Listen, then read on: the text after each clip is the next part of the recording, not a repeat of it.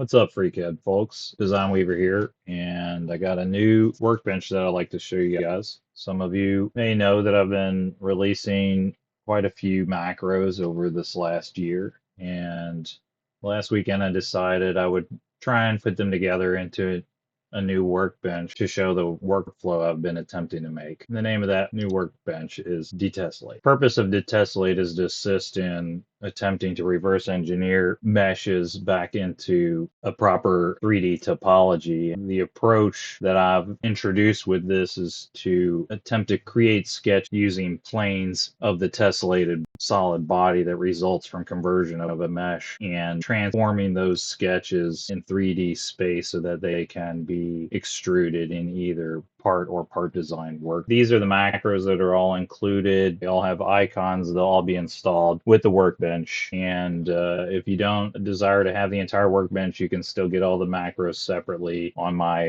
GitHub repo. So let's take a look at what happens. This workbench is not available on Add-on Manager as the first look at it, but you basically download the Detessellate folder. This folder contains all the macros and commands needed for the workbench to be created in FreeCAD, and you paste that folder into your mods folder of your user files that are for FreeCAD. And there's some basic instructions in the README indicating where you should be able to find the mod folder. And then you restart FreeCAD and Detessellate will be one of the workbenches that will be in. Hopefully, if I get some positive feedback, I'll try and get this workbench added to the add-on manager to make it a lot easier for people to use it. But for now, it's just a manual installation. When you first load FreeCAD, the Detessellate will be in there. And one of the interesting things I've done with the Detessellate is it will create toolbars for you because most of the macros that I've made are really to support other workbenches. So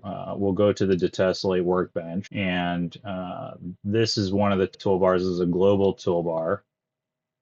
And these are the tools that just remain in here. And there's a couple more tools that exist elsewhere, and they only got built into toolbars in those workbenches because that's the only place where they work. The workflow is to import a mesh and use the mesh placement macro to center that mesh to the origin prior to converting it to a solid by using mesh to body. And then once you have the solid, then you can use the coplanar sketch macro to create sketches of coplanar edges, and then you can use those sketches to extrude or pad, etc., to rebuild the 3D shape. I have a couple other tools here. These are just utility tools. This one being the Edge Loop Selector, which helps you select loops from a multi-loop sketch. This is a Varset update. Most of the features of Varset update are actually built into FreeCAD now. You can update Varset property names and change their groups, which is built in, but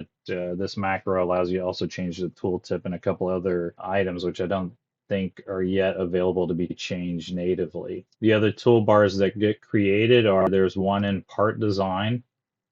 So again, this is the global one that's visible in all workbenches, and the topo match selector helps find other topology further up in the model tree that matches the selected topology. So we can get into that in another video, but it really only works in part design, so it's only created here. And then two more supporting macros are built in a toolbar in the Sketcher workbench. So these tools are, this is the sketch reprofile. I just made this icon, so and it looks like my tooltips are not made very well. And this one is the Sketcher Wire Doctor. All right, so if we go back to the Detessellate Workbench, one of the problems that I've encountered, some meshes, when you import them, could be far away from the origin due to whoever exported that mesh. If you want to make your modeling or remodeling of that shape a little easier, it's often best if it's near or about the origin. And simply moving its location prior to conversion is enough to reset where the origin is located when that item becomes, when that mesh becomes a solid. So here's an example here. I have this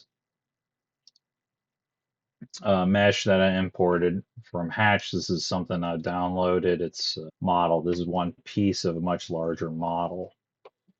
And when we bring it in uh, and we take a view at the axis cross, we'll see the axis cross is actually way over here. So what happens is if I want to transform this location, then the transform handles are really far away. And if the item is very small, if the object is very small, you can barely even see it. So we can cancel that and take a look at mesh placement macro. So this tool will create a Docker that allows you to move it to center of mass. This is really not the center of mass. This is the center of the bounding box. Bounding box is about the only information I could figure was available for meshes for placement because you cannot select uh, individual faces of a mesh. It can just only select the entire mesh. So you need to select the mesh, click the button, it moves. 3D view doesn't move with it, so I'll move this, and so now we can see if we toggle its transparency that the center of this mesh object is now right on the origin. But that being centered may not be the best, so I have where we can align vertically, we can align front to back, and we can align left to right, and we can center it. So if I undo this movement, this object is actually the bottom of it already aligned with the XY plane. So if we just center XY and zoom it in, what you'll see is uh, it's centered up by its bounding box with the origin, and this will make it a lot easier once it's converted to a solid. Now this doesn't change its actual internal coordinate. If we open up the transform tool, you'll see that the widget is really far away still. So that it doesn't change the origin for the mesh itself. It only prepares it for the conversion to solid. But if you determine you want it aligned to one end, like aligned to the back or to the front or in the middle, and the same you can do with aligning to the right side of it, aligning to the left side of it, or moving back to the middle. And similarly can be done with the top or to the bottom or to the center. So let's align it back to the bottom, and then we're ready to convert it to solid. So that's what this mesh to body macro is for.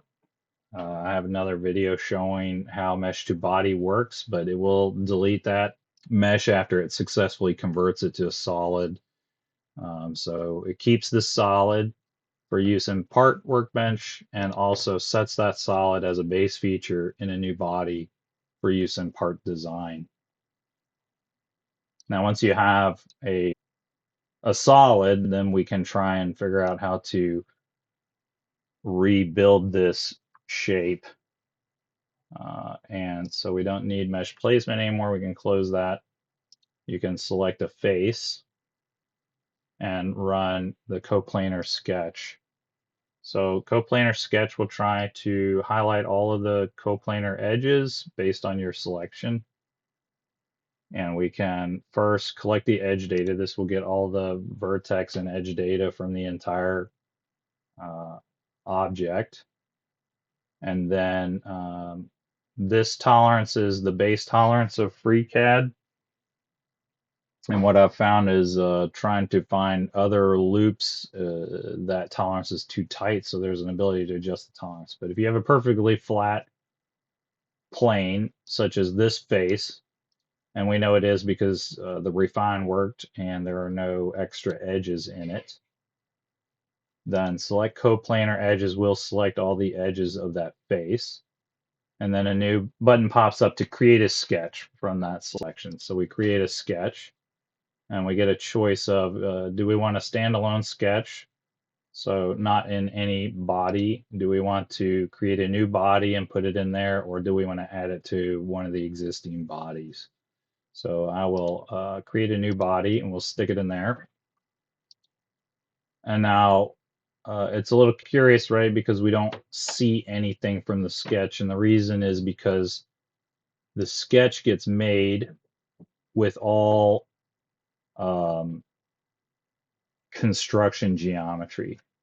And this is all construction geometry, so you can decide to manually rebuild this. Um, so if we hide that one, if you said, oh, this looks like exactly a half circle, then, or I think it's a perfect arc, then we can, create an arc like this and connect it up to here. And well, what we see is it's not really a true arc. So the arc doesn't resolve this shape. But instead of having to rebuild this entire geometry by hand, I've created this sketch reprofile, and sketch reprofile will try to detect arcs and circles and draw them, and it will try and find collinear edges, so straight edges in a row, and we'll just draw one over top of those. And it will coincident all the endpoints together. So if we click this button, well, it can't figure out that an arc goes here, so it draws a B-spline instead. I can close my sketch, and I should be able to, in part design, I should be able to pad this sketch now. So I'm on the new body, and there it goes. So that worked. Now it's padding in the wrong direction in this case. Right, there's that.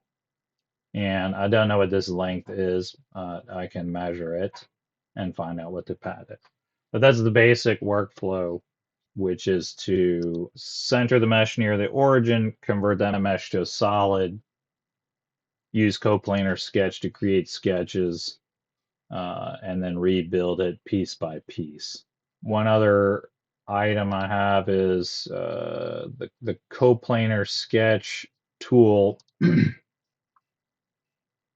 will has this tolerance adjustment, and it's for a scenario like this.